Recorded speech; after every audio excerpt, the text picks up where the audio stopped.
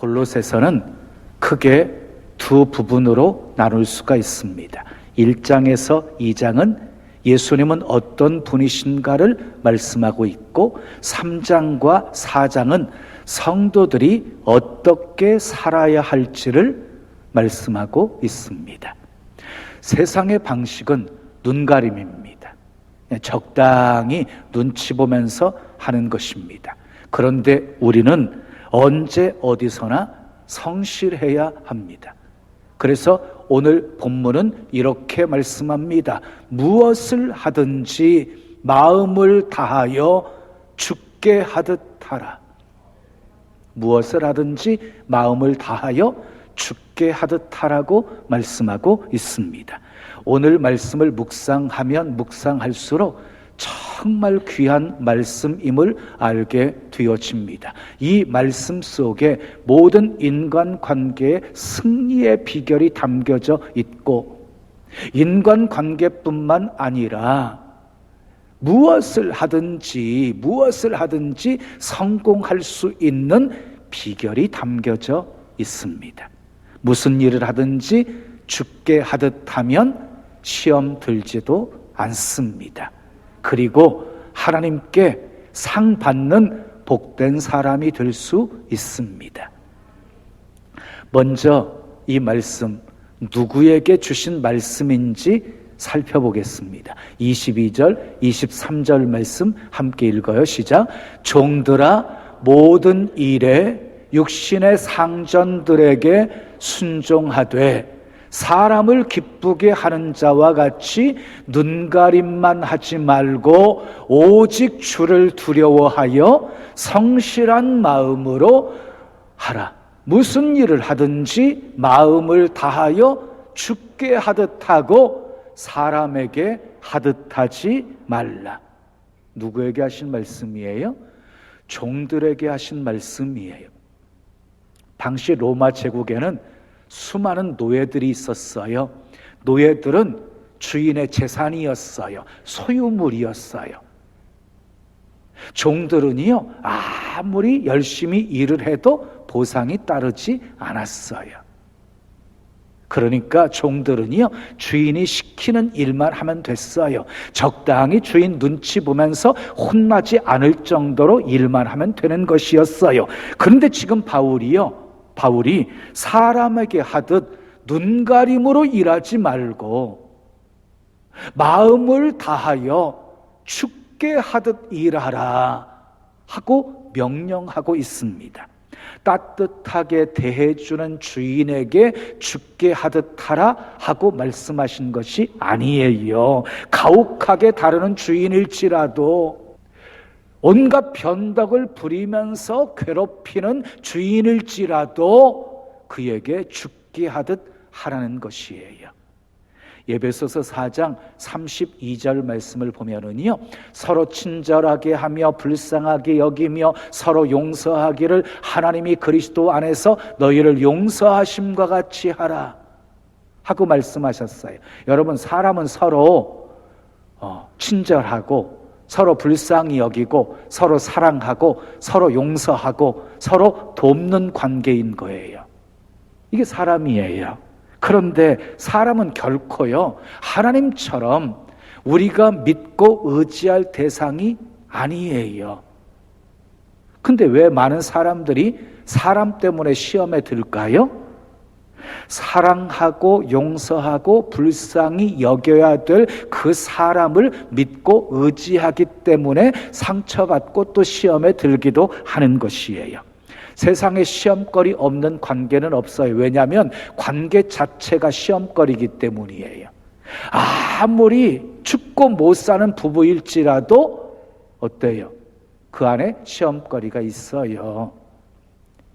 자신의 생명보다 더 귀하게 여기는 자식과 사이에도 시험거리가 있어요. 하물며 목사와 성도, 성도와 성도 사이에 왜 시험거리가 없겠습니까? 학교에서도 직장에서도 이웃과의 관계 속에서도 우리는 수많은 시험거리 속에서 살고 있는 것이지요. 왜 그렇습니까? 우리는 모두 완전한 존재가 아니기 때문입니다. 허물이 많은 존재이기 때문입니다. 그러나 시험거리가 있는 것과 시험에 드는 것은 다른 문제예요. 시험거리가 있다고 해서 모든 사람이 다 시험에 드는 것은 아니거든요. 어떤 사람을 보면은요, 아주 사소한 일에 시험 들어서 넘어지는 사람이 있는가 하면, 어떤 사람은 아주 큰 시험거리임에도 불구하고 시험에서 승리하는 사람들을 보게 되어지고, 무슨 차이입니까? 무엇을 보느냐의 차이입니다. 사람의 겉모습만 보잖아요. 그러면은요, 반드시 상처받고 시험에 빠질 수밖에 없어요. 그러나 그 사람 안에 있는 죄와 연약함을 보고 그 사람 안에 계시는 예수 그리스도를 볼 수 있는 사람은 능히 시험 이길 수 있습니다. 여자 교수 한 분이 교회 나오기를 시작했어요. 어머니가 6.25 사변으로 혼자가 된 후 떡장사를 하면서 공부를 시킨 딸이었어요. 유학까지 보내었고요. 유학에서 돌아와가지고 대학 교수까지 되었어요. 어머니 생신 때 이 딸이 어머니에게 물었어요. 어머니 소원이 뭐예요? 그랬더니 어머니가 말하기를, 네가 교회 다니면 소원이 없겠다. 그래요? 알았어요. 제가 어머니 다니는 교회 나갈게요. 그래서 교회 나오기를 시작한 거예요. 그런데 교회 다녀보니까 말도 많고 탈도 많은 곳이 교회였어요. 어느 날 성도들끼리 서로 싸우는 모습을 보았어요. 그 모습을 보고 교회 2번 다시 안 온다 하고 그렇게 작심을 하고 집으로 돌아왔어요. 딸의 얼굴이 심상치 않은 모습을 보고 어머니가 물었어요. 얘야, 교회에서 무슨 일 있었니?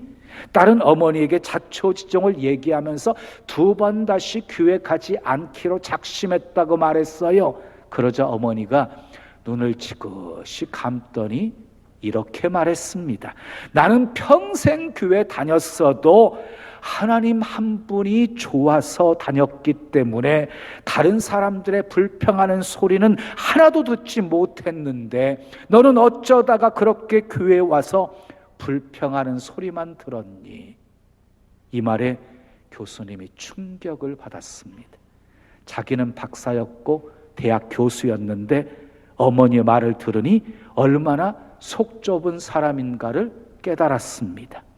초등학교도 나오지 못한 어머니의 마음이 어떻게 이렇게 넓고 깊은가? 어머님이 수십 년 교회 다닌 것이 결코 헛것이 아니었구나. 그 넓은 마음, 그 깊은 생각, 아버지가 전사하고 수십 년 과부로 나를 길러주시면서 한 번도 불평하지 않고 하나님께 감사하며 살 수 있었던 것이 하나님을 바라보았기 때문이었구나. 눈물로 회개하였다고 합니다.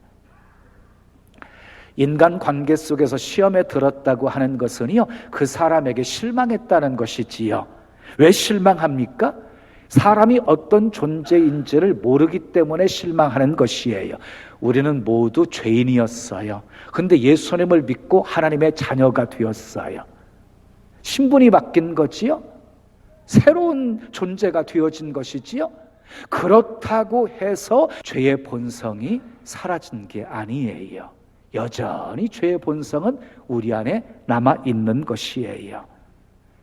못된 성품이, 못된 소가지가 은혜 때문에 좀 눌려있는 것이지, 은혜 떨어지게 되어지면 본색을 드러내는 것이 우리 인간인 거예요. 근데 세상 사람들은 우리를 어떻게 바라보고 있어요? 네가 예수 믿었으면 달라져야지, 예수 믿으면 180도로 변해야 된다고 생각하는 거예요. 예수 믿고 나서 이제 조금씩 변해가고 있는데 세상 사람들은 예수 믿었으면 누구나 다 변해야 된다고 생각하는 거예요. 그런 사람들에게 여러분 이렇게 말해주세요. 그 사람이 예수 믿었으니 그만큼 사기쳤지, 예수 안 믿었으면 더 많이 쳤을 거라고. 예수 믿으면 180도로 달라지는 게 아니에요. 예수 믿어 하나님의 자녀가 되어서도 여전히 죄의 본성은 우리 안에 남아있는 것이거든요. 그런데 우리는 너무너무 자주 이런 우리의 실체를 잊어버리고 산다는 거예요. 네? 그래서요, 좀 괜찮은 사람 같으면, 성품이 좋아 보이면 그 사람을 믿어버리는 거예요. 다른 사람은 몰라도 저 사람만큼은 안 그럴 거야, 이렇게 말하면서 믿어버리는 거예요. 그리고는 실망해요. 여러분 기억하십시오. 사람은 사랑해야 될 대상이지 믿음의 대상은 결코 될 수 없습니다. 여러분, 하나 되기 힘든 관계가 있지요. 하나 되기 힘든 관계도 하나 될 수 있는 비결이 있어요. 오늘 주신 말씀처럼 서로 죽게 하듯 하면 하나 될 수 있어요. 서로 죽게 하듯 하면. 그런데 서로 죽게 하듯 하는 것이 쉽습니까? 어렵습니까?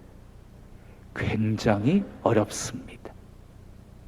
가족들을 위해서 하루 종일 땀 흘리면서 일하는 남편에게도 죽게 하듯 하기 어렵습니다. 나를 낳아주시고 길러주시고 큰 사랑을 베풀어 주신 부모님에게도 죽게 하듯 하는 것 어렵습니다. 그런데 골로새 교회를 다니고 있는 노예 성도들, 당시 매정하고 포악하고 사람 같지도 않은 주인들에게 죽게 하듯 섬기는 거 얼마나 힘들었겠습니까? 그러면 왜 노예 성도들에게 이렇게 이해할 수 없고 납득할 수 없고 실천하기 힘든 명령을 하셨을까요? 복음 전파를 위해서였습니다. 당시 주인들은 대부분이 예수를 믿지 않았어요. 그리고 당시 노예들이 예수 믿었지만 그 주인들에게 복음을 전한다는 것, 전도한다는 것은 감히 상상할 수도 없는 일이었어요. 왜냐하면 그 시대는 예수 믿으면 핍박받고 예수 믿으면 조롱받고 예수 믿으면 잘못하면 재산을 다 몰수당하게 되어지고 심지어는 옥에 갇혀서 죽기도 하는 그런 사회적인 상황 속에서 감히 노예들이 주인에게 예수님을 믿으라고 전한다? 있을 수도 없는 일이었단 말이에요. 그러니까 노예 성도들이 전도할 수 있는 방법은요, 다른 게 없었어요. 삶으로 보여주는 것밖에는 없었어요. 그러면 바울이 노예들이 주인들을 대하되 죽게 하듯 대하라, 죽게 하듯 섬기라 라는 말을 전했을 때 이 노예 성도들이 어떻게 그 말씀에 반응을 했을까요? 분명 불평하는 사람도 있었을 것입니다. 바울 지는 노예가 아니니까, 로마 시민권을 가진 사람이니까 그런 말 하는 것이지 하면서 바울을 비판하는 사람도 있었을 것입니다. 그러나 바울의 말씀에 순종하는 노예들도 있었습니다. 말씀대로 주인에게 죽게 하듯 섬겼습니다. 그 모습을 보고 누가 가장 놀랐겠습니까? 바로 주인들이었습니다.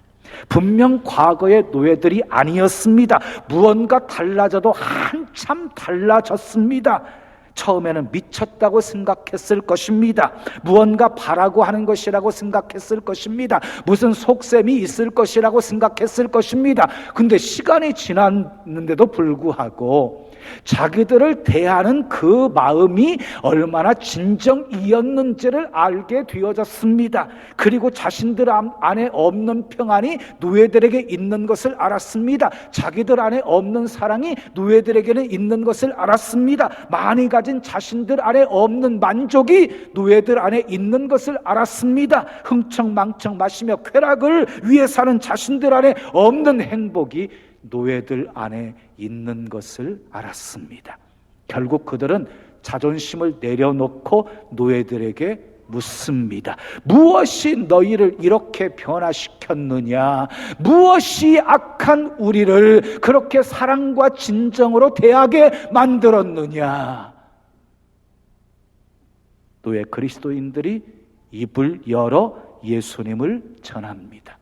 결국 주인들도 예수님을 믿게 되어집니다. 예수 그리스도의 사랑을 깨닫게 되어진 수많은 주인들이 노예들을 자유롭게 풀어줍니다. 그렇게 해서 로마는 기독교 국가가 되어진 것입니다. 정말 기적 같은 일이었습니다. 그때 비로소 노예 그리스도인들은 왜 하나님께서 자신들을 향해서 주인들에게 죽게 하듯 하라고 말씀하셨는지를 알게 되었습니다. 사랑하는 여러분, 하나님께서도 우리에게 말씀하십니다. 무엇을 하든지 마음을 다하여 죽게 하듯 하라. 무엇을 하든지 죽게 하듯 하라. 모든 사람에게 죽게 하듯 하라. 이 말씀이 굉장히 무거운 짐으로 느껴지시는 분도 계실 거예요. 이 말씀을 들으면서 스쳐 지나가는 어떤 사람이 있을지도 모르겠어요. 목사님, 아무리 주님 말씀이어도 그 사람에게만큼은 죽게 하듯 할 수 없어요. 그 사람은 아무리 죽게 하듯 해도 절대로 변하지 않을 사람이거든요. 이것은 여러분들의 생각입니다. 변화시키지 못할 사람 아무도 없습니다. 하나님께는. 그저 우리가 해야 할 일은 순종하면 되는 것입니다. 역사는 하나님이 하십니다. 순종하는 사람에게 주시는 복이 있어요. 본문 24절 말씀 읽어요. 시작. 이는 기업의 상을 주께 받을 줄 아나니. 기업의 상을 주께 받습니다. 기업의 상은요, 우리 주님이 주시는 복이에요. 성경은 분명히 상에 대해서 말씀하고 있어요. 히브리서 11장 6절 말씀을 보면은요, 믿음이 없이는 하나님을 기쁘시게 할 수 없나니 하나님께 나아가는 자는 반드시 그가 계신 것과 그를 찾는 자들에게 상 주시는 이심을 믿어야 할지니라. 믿음이 없이는 하나님을 기쁘시게 할 수 없어요. 하나님을 찾는 자들에게 상 주시는 이심을 믿는 그 믿음이 하나님을 기쁘시게 하는 믿음이라는 거예요. 미국의 세계적인 강철 회사 사장인 카네기가 자신의 후계자로 쉬브라고 하는 사람을 지명했습니다. 쉬브라는 사람은요, 초등학교 졸업이 학력 전부였어요. 카네기 강철 회사에 입사를 했는데 정원 청소부로 입사했어요. 그런데 쉬브는요, 정원만 청소하는 것이 아니라 공장 구석구석까지 청소했어요. 그 모습이 카네기 눈에 띄었어요. 그의 성실함과 책임감이 있는 모습을 보고 사원으로 인정해 주어요. 정식 사원이 되었어요. 나중에는 비서로 발탁되었고, 그리고 나중에는 카네기의 후계자가 되었어요. 쉬브에 대한 유명한 일화가 있습니다.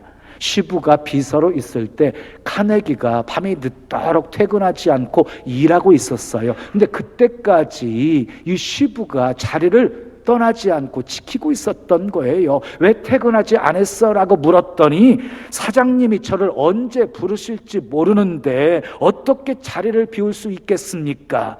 라고 말했다고 합니다. 카네기는 일평생 동안 이 쉬브의 성실함과 책임감에 감탄을 했다고 합니다. 쉬브는 사원에 불과했지만 오너처럼 일했고 오너가 되었습니다. 이런 말이 있습니다. 한 사람 주인의 눈이 10사람 종의 눈보다 밝다. 왜 주인과 종이 다른 줄 아십니까? 사명감과 책임감이 다르기 때문입니다. 자, 노예 그리스도인들 마음속에는 큰 갈망이 있었을 거예요. 우리는 언제 자유의 몸이 되어서 주님을 위해서 일할 수 있을까 하는 갈망이 있었을 거예요. 아무리 열심히 일해도 손에 돈 한 푼, 동전 한 푼 쥐어지지 않는 그런 상황 속에서 우리는 언제나 주님을 위해서, 교회를 위해서, 복음 전파를 위해서 예물을 드릴 수 있을까? 이런 안타까운 갈망이 있었을 것입니다. 이런 노예 그리스도인들을 향해서 하나님께서는 바울을 통해서 놀라운 말씀을 전하게 하십니다. 자, 24절 말씀 다시 한번 읽어요. 시작. 이는 기업의 상을 죽게 받을 줄 아나니 너희는 주 그리스도를 섬기느니라. 이게 무슨 말씀입니까?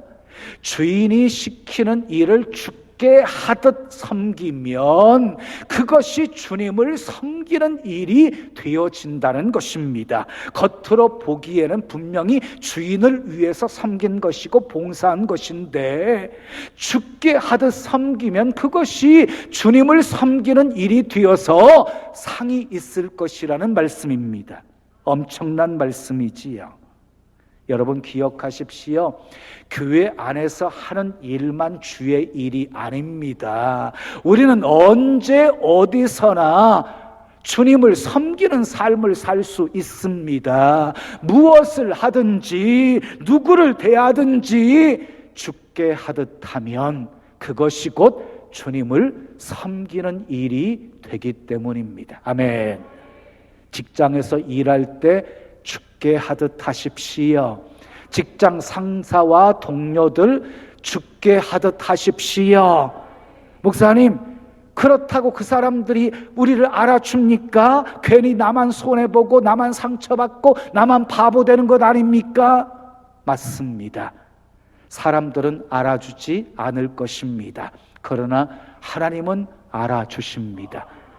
그러면 되는 것 아닙니까?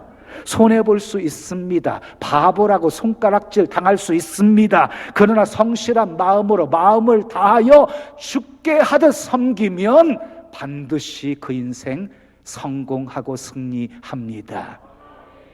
학교에서도 선생님과 교수님들을 대할 때 죽게 하듯, 학교 친구들을 대할 때도 죽게 하듯 하십시오. 가정에서도 남편을 대할 때 죽게 하듯 하십시오.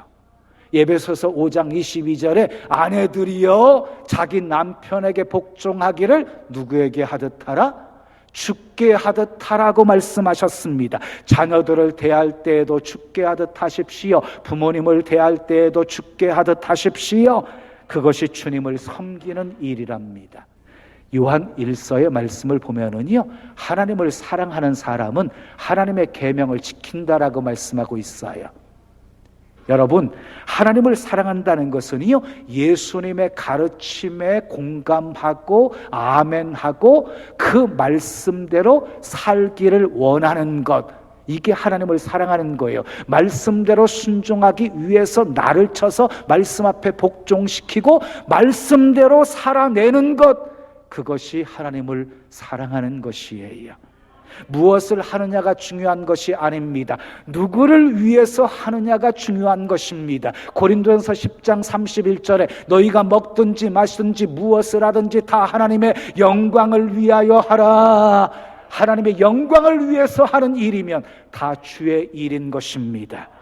하나님을 위하여 믿음으로 순종하면 우리를 통해서 세상은 아름답게 변하게 될 것입니다. 마태복음 25장 40절에 예수님께서 이렇게 말씀하셨습니다. 내 형제 중에 지극히 작은 자 하나에게 한 것이 곧 내게 한 것이니라. 보세요. 작은 자 한 사람에게 한 것이 곧 예수님께 한 것이라고 말씀하고 있는 거예요. 작은 소자에게 냉수 한 그릇 대접한 것이 곧 예수님을 대접한 것이라는 말씀인 거예요. 그러니까 우리가 보기에 아무리 작은 것이고 가치가 없고 보잘것 없는 것이라 할지라도 마음을 다하여 죽게 하듯 했으면 상이 있을 것이라는 것이에요. 맡겨진 일 죽게 하듯 충성하십시오. 그러면 착하고 충성된 종이라고 칭찬받게 될 것입니다. 무슨 일을 하든지 마음을 다하여 죽게 하듯 일하십시오. 모든 사람을 죽게 하듯 섬기십시오. 그래서 모든 인간 관계에서 승리하시고 아멘. 모든 일에 성공하시기를 예수님의 이름으로 축원합니다.